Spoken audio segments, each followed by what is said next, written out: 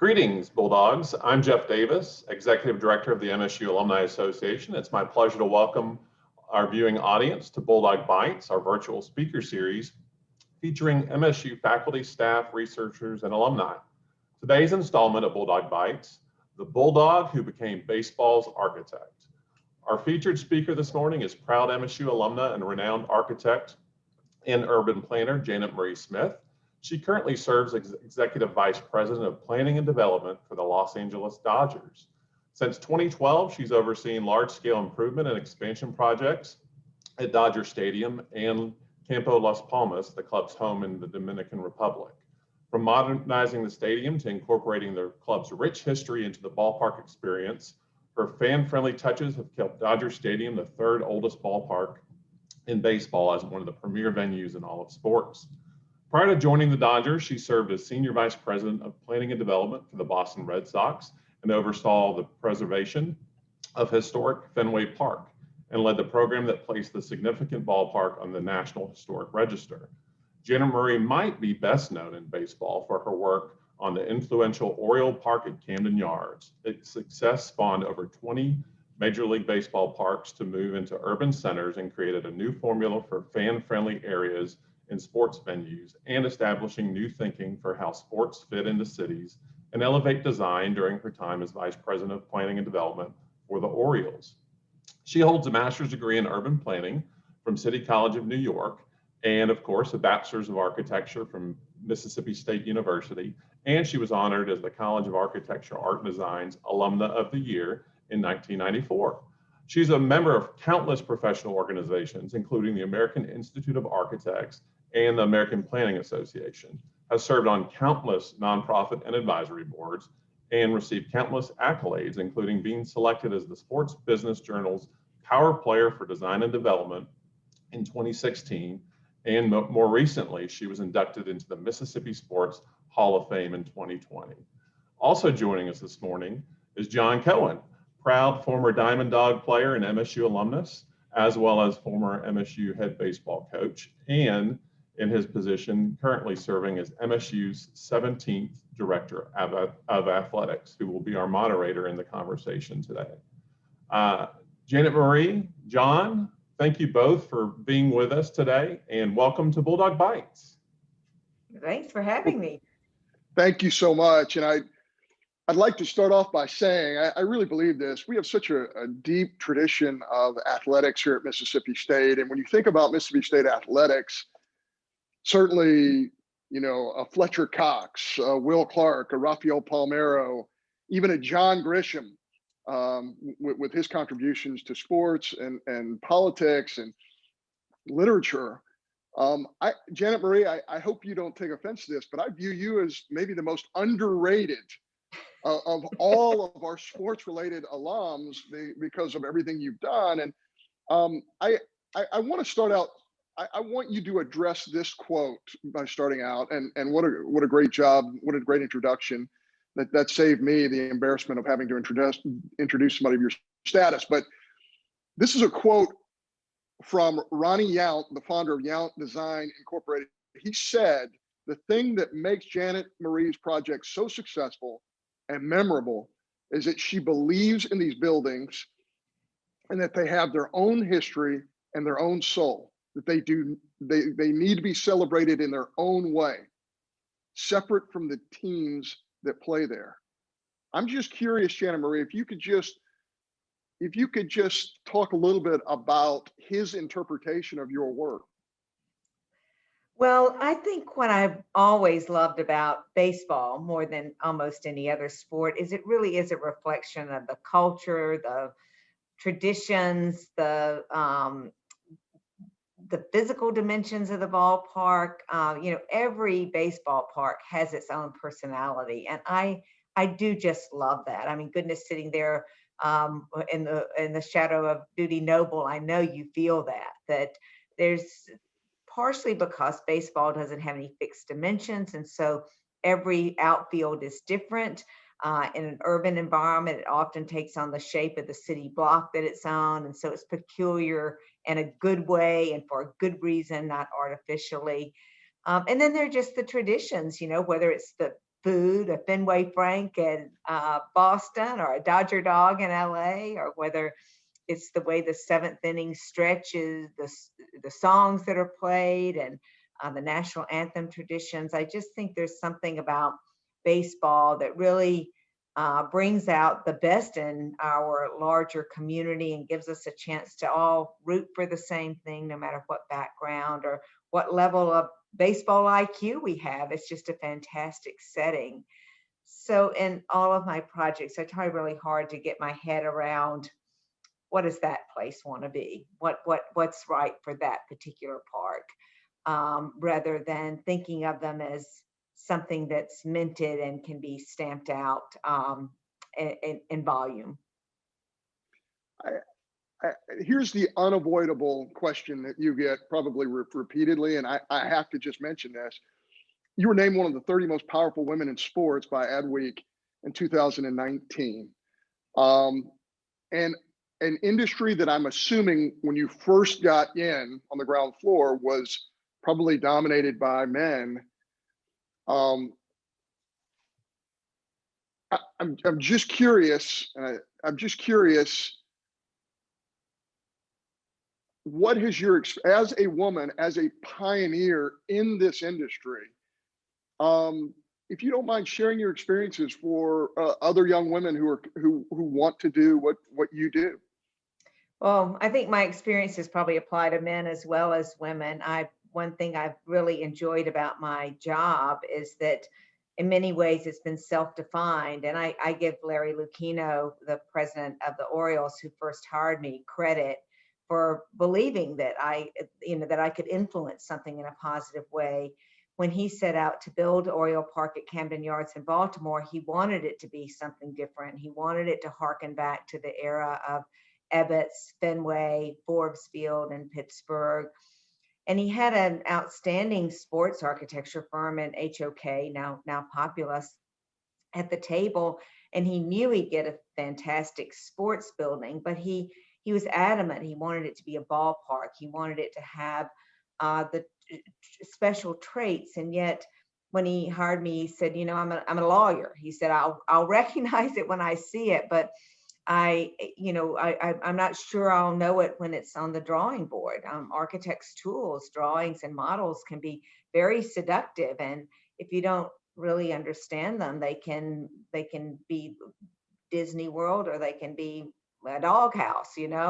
So I really have enjoyed being in a position where I could define a need and try and fulfill it, and I think that's something that both my architectural training at Mississippi State and then my urban planning work in New York really taught me, was how to recognize good design and how to try to get the best out of the team at the table. I've really also enjoyed putting together a team that's not just architects, but graphic designers and collectors and museum displays, and really thinking about everything from the urban planning down to the details. As a baseball person, as somebody who's been around the game for a long time, especially at the college level, and we've been fortunate to have several big leaguers as well, so following them as well. I know you fully understand, Janet Marie, the influence that your project that you created in Camden Yards has influenced the construction of almost every other professional ballpark that has come along after in some way. And I'm proud to say here, when we rebuilt Duty Noble Field, there are some influences from Camden Yards. I guess I want to ask you, number one, how does that make you feel? And number two, when you were designing this, did you know you were going to create a revolution in the construction of ballparks? No, absolutely not. I think you always do the best you can for the project at hand. And we, as Larry Lucchino often says, we just set out to build the best little ballpark we could for the city of Baltimore. And the fact that so many other cities and teams looked at it and said that works is really validating. I think it really demonstrates, first of all, that baseball was meant to be played in a ballpark, not a park, not a stadium. not a multi-purpose venue. And secondly, I think it really is indicative of how baseball is reunited with cities and with a campus-like environment. Even the way that Dudy Noble has been rebuilt, I think you've done just a magnificent job of tying it into the rest of the campus and giving the edges around it a bit of fluidity so that they sort of belong not just to baseball, but they belong to the campus and they belong to the surrounding buildings. And I think that's really important to make an investment go further than just what happens after you've scanned your ticket and find yourself inside. And again, I think sort of the permeability of these buildings is what makes them so beloved. You know, you don't have to watch 9 innings to feel like you've been there and that you've been a part of it. And it's valid. It is validating. You know, golly, it's been almost 30 years since Camden Yards opened, and it is validating to see how many other descendants have been spawned from that ballpark. Yeah, you know, it was such a departure from the cookie cutter rounded, you know, fully rounded, fully, you know, all size fit, you know, fits all type ballpark, and you revolutionized that. I have to ask you this though. You know, I'm a podcast freak. I love listening to podcasts, and I love listening to artists talk about their craft. And many artists say, especially in music and other art forms, they say, you know, once I have sang that song 1,000 times, I'm just sick of it. Like I can't even look at it anymore because I've done it so much. Do you have a full appreciation when you look at your work, when you go back to Baltimore, when you go to Boston, Los Angeles, where all the places that you have transformed their ballpark? Do you take it for granted and just say, my God, I just want to move on to something else? Everybody wants me to keep playing the same tune. No, I don't feel that. I think I'm usually pretty clear that I need to feel the place, and it's one reason I love working for Stan Kasten here at Dodger Stadium. Is Dodger Stadium is, you know, it's the inverse of a Fenway Park or a Camden Yards, both of which are northeastern cities and, you know, brick cities and a very urban building. And Dodger Stadium is very park-like and very 60s and this sort of crazy pastel color scheme.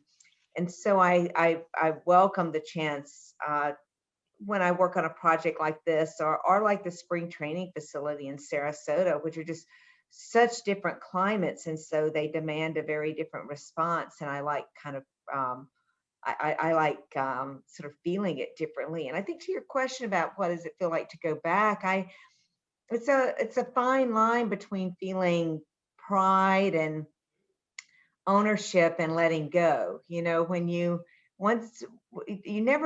can't think about these projects as yours. They are at some level, but they grow up and they really belong to the fans. They really belong to the fan base. And so I don't care how long you've worked in this sport, you're not the expert, right? Those 50,000 fans that come to Dodger Stadium every game, they're the experts. They're the one that it's their park, not my park. And so I try to always remember that I'm the steward, the caretaker for a moment in time, but the keys to the kingdom belong to the fans. So this is in line with what you've been talking about. We have an Instagram question from Hans Smith 10, who asked, how do you balance, Janet Marie, tradition with the modern amenities of your design, in your design? Well, I think you always try to get a feeling for the building and its and the site. I mean, my projects tend to be very contextual. You know, there are a lot of architects who do beautiful object buildings, but I've always tried to put together a team. And I should underscore, while I'm trained as an architect, I have architects who actually produce the drawings, stamp the drawings, promise the building department they won't fall down. So I'm in a like an orchestra conductor. I've got a big team of people who work for me, and I try to always select architects who are right for the project and who I feel like understand best that particular culture, that particular environment, that particular building genre, and can work to incorporate whether it's food and beverage, retail, sponsorship opportunities, kids areas. There's so many things that we expect to find in a baseball park today that the image of someone sitting around with the scorecard for 9 innings is kind of quaint. There's still those fans out there, but we have to respond to the ones who may not even may leave the game at the fourth inning to go get something to eat, not even realize who's on the mound. And so you want to make certain that you appeal to a whole variety of fandom when you do a project like this. And I think being in the School of Architecture, sitting there next to Duty Noble Field all those years, kind of taught me that. There would be many times that we would leave the studio and go over and watch a few innings, and it was less about who was playing or was there even a game, and more about just the atmosphere of being around a ballpark and the crack of the bat and just watching sort of the beauty of athletes doing their thing as much as it was the competitiveness of the game. You bring up an interesting point, especially the part about you being in our School of Architecture. I remember as a student athlete at Mississippi State, I lived in a dorm right across the street from the School of Architecture. And I remember from our restroom at the end of the hall, you could actually look into the School of Architecture through the windows. And I was always amazed, you would see cots, blue cots, lined up next to the drawing tables. And I just thought to myself, these kids, you talk about devoting your entire life to a craft. These kids literally sleep next to their drafting table. Yeah, the lights are never off, right? They never turn the lights off in that studio. That's right. Can you talk a little bit about your experience with that and your training and the passion and the difficulty? Sure.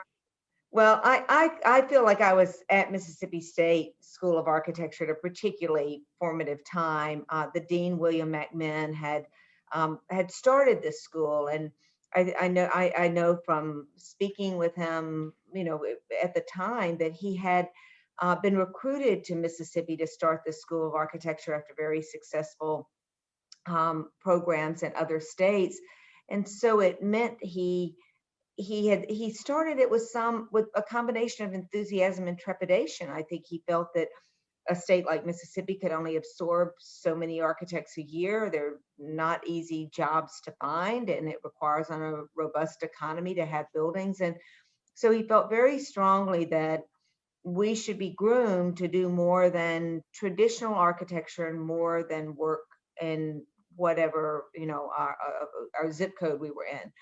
So we had this amazing lecture series where he brought in the critics of the New York Times and the kind of star architects of the day. And it was an amazing import of talent to help influence the things that we learned in that program. And he also had a very serious devotion to field trips. And so every year we took a pretty serious field trip, to whether it was to Boston, that was my first introduction to New York. Of course, we went to New Orleans, which is an easy trip from Starkville, but with an effort to really study a city, not just study architecture, not just study buildings, but to study a city. And that no doubt had a lot of influence on me, because I still think of myself as building a piece of a city, not just a building. I don't think of baseball parks as being a building so much as an integral puzzle piece of a city's or community's fabric. And I think that much of that never turn the lights off was sort of making certain that we didn't think of architecture as being a casual profession, that we understood the responsibilities that came with it. And it was deliberately, I think, made hard, as it is all over the United States, both for the sort of seriousness of the profession, but also, the rarity of jobs and making certain that people really care about it.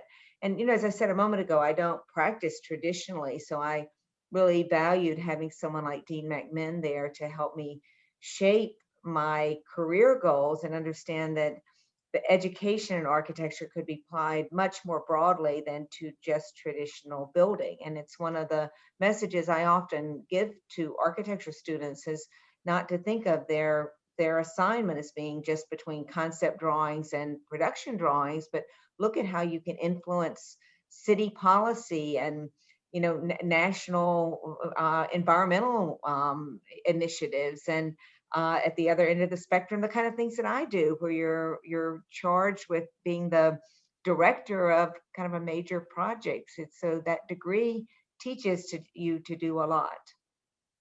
Well, I can't tell you how excited we are or proud we are that you have that degree that says Mississippi State University on it. You've done us all so proud.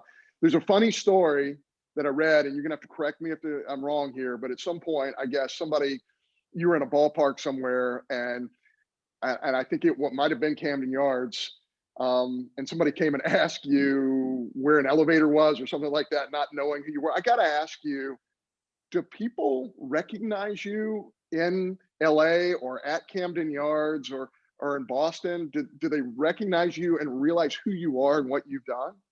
Well, sometimes, I think a lot of baseball fans are ballpark fans too. Like, do you know any other sport where fans of that sport make a pilgrimage to go from park to park? So I think there is a certain segment of the fan base that's really kind of geeky about their baseball cathedrals, and know that I've worked on a number of them. But they're the rare breed. For the most part, I'm like Oz behind the curtain, and it's the ballpark that's front and center, not certainly not me. It's the baseball game itself, and the park. And I think that's important too. I'm not looking to leave my personal touch on a building. I'm looking to leave an imprint of the team and its meaning to the place. And there's some things I've just loved about from my colleagues too. I have a Buck Showalter, who's another Mississippi State graduate, was manager of the Orioles when I went to work for the club a second time for their 20th year anniversary, both to do some upgrades at Camden Yards, but also to do a renovation of the Ed Smith Stadium in Sarasota, Florida. And we did a pretty significant $40 million renovation of a 10,000 capacity ballpark and the training facilities associated with it. And Buck, as the manager, had certain things he really wanted. And at the time, the Orioles had revived their 1950s cartoon bird as their logo. And it's just a great thing for fans to wear, but kind of fun on a baseball cap for players too. But Buck was like, no, I don't want my guys coming into the clubhouse and feeling like they've walked into Disneyland with this cartoon bird. Like, I want them to feel like, boy, they better toughen up. This is a competitive environment. So it's really fun for me to work with our graphic design team, Younce Design, who you mentioned earlier, to take a logo and modify it so it felt tough. Take this cute bird and turn him into something tough, and develop a vocabulary for the clubhouse that really felt like it was addressing professional athletes and sending a message of inspiration to them rather than it being a kindergarten. So I don't know where I was going with that, except that you learn something everywhere you go, and you learn something from all the people that are around you. And I think maybe the most important part of my job is to listen and try and figure out how what I'm hearing from players, from managers, from fans, from the front office, from my boss, how to turn that into something physical and turn it into something that resonates with people who use the ballpark, whether it's players, ushers, ticket takers, folks in the kitchen, or whether it's the fan base. I don't know if you're going to remember this, but you and I, prior to us building our new facility here at Dudy Noble, you and I were walking around the facility, and I remember you looking at our old left field lounge. And I remember you saying to me, because listen, safety, accessibility, sight lines, all that stuff matters.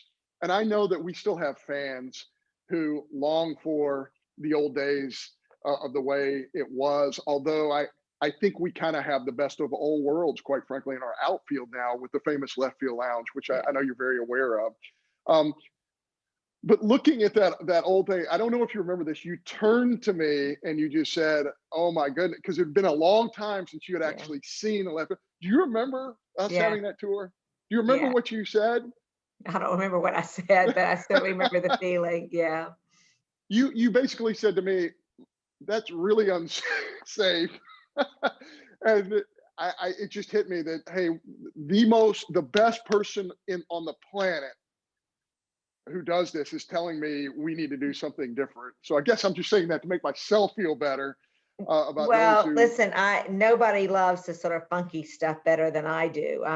But I also am a great believer in safety, and I think all those restrictions about aisle widths and exit ways and kitchens and propane tanks and not propane tanks and all those things, all those annoying government regulations are there for a reason, and I've learned to respect them along the way. And so as much as I love the sort of rickety self-made two-story pickup truck, lawn chair tied to a scaffold, you don't, it's at the end of the day you want to be responsible, and so I think the effort that you put into preserving the spirit of the left field lounge, but being in a compliant facility and one where you feel that you can enjoy the game because you're not worried about the Tinker Toys falling down is really important too. Well, thank you so much for saying that. Um, Well, listen, I don't. I don't curse government like a lot of people do. A lot of people like, oh, those regulations are so annoying. Those things are in the way. But for that, we could do this, we could do that. They're all there for a reason. And I've learned to really respect the fire officials, the police, the building inspectors, all those people I have to work with are there doing their jobs so Right. that the rest of us can enjoy life and have fun. So yeah, I'm okay staying between the lines when it comes to that stuff. Well, thank you. This is another, and again, I don't want to belabor the point, but we had a question again from Instagram from Morgstein, who is asking you, what was the moment you realized you had broken the glass ceiling in your industry for women? Maybe you don't feel like there was a glass ceiling for women. Well, I look, it's a hard question to answer because I've certainly enjoyed my career and I've certainly enjoyed a lot of success in my career, and I feel like I've won over skeptics along the way. I think particularly when I first started working in baseball, there were a lot of old school folks who in baseball who had not grown up going to school with professional women, and it was I felt like I had to prove. Well, I don't want to use that word. I didn't have to prove myself. I felt like I could prove myself by being good at what I did and being respectful of their knowledge of the game. Like I said, you never come. You're not the expert. Don't think you are. And maybe no better example of that is than my longtime friendship with Frank Robinson, who was the manager of the Orioles when I first started working for them in 1989. And the president, Larry Lucchino, was wanting this old-fashioned ballpark with modern amenities, and I'd been hired to give life to his words and his objectives. But there was Frank Robinson who had played in those parks.